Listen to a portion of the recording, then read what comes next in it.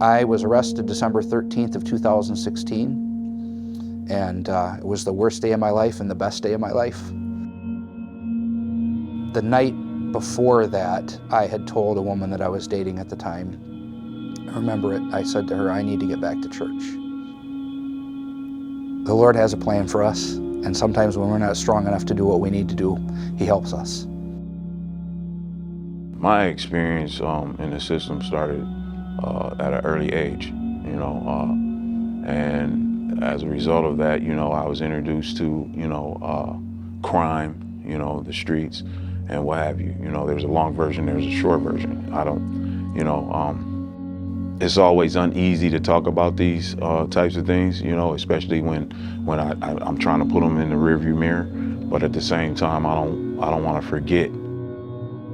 I was arrested. My face was all over the news, all over the news.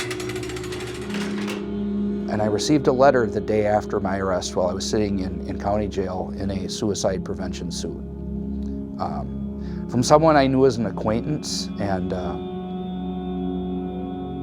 how it got there was crazy because I wasn't supposed to get it the way that I received it.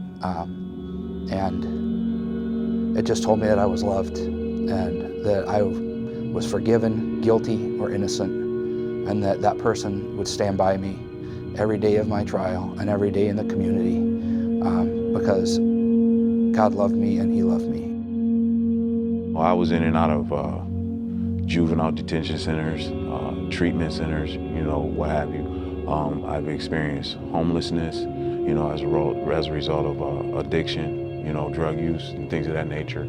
And along with that, comes, crime in the streets and stuff like that. So, I was in and out of, the system, workhouse, any type of jail, you name it, I've been there. Jeremiah 29:11 became the scripture that I just invested my time and thoughts in. I know the plans I have for you, declares the Lord, plans to prosper you, not to harm you, to give you hope in the future. And when I forget about it, I look on my arm and kind of trace the letters on my tat, and just reminds me. And the first Sunday I came out of prison, I came here to go to church. I couldn't wait. I just couldn't wait. And do you know that that Sunday the message was built around Jeremiah 29:11? God met me where I was at. You see what I'm saying? I mean, God just tickled my spirit. You know what I'm saying? God let me know that everything was going to be all right. And so my faith just grew. And God, showed me miracles while I was in prison, little signs. Even when I got out and I was out on bail, there were days where I remember being in my truck just like weeping and crying, like calling my doctor, like, I don't think I can do this, like I am feeling so overwhelmed and anxious right now. I don't know what I'm gonna do.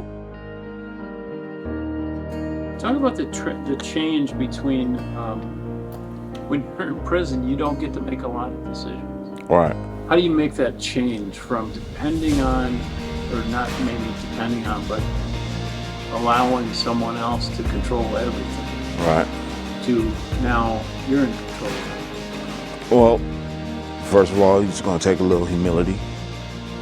We have to humble ourselves, you know what I mean, and maybe ask for help, right? Because it can be overwhelming, you know what I mean?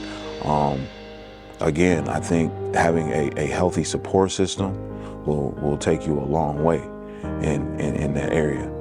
And someone coming out who doesn't have any of that, what do they do?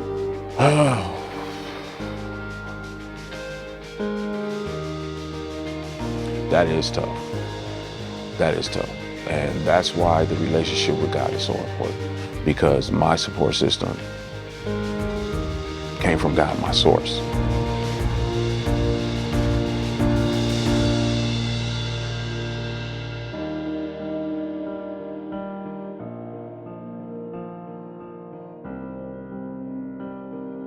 See the door opening on a car.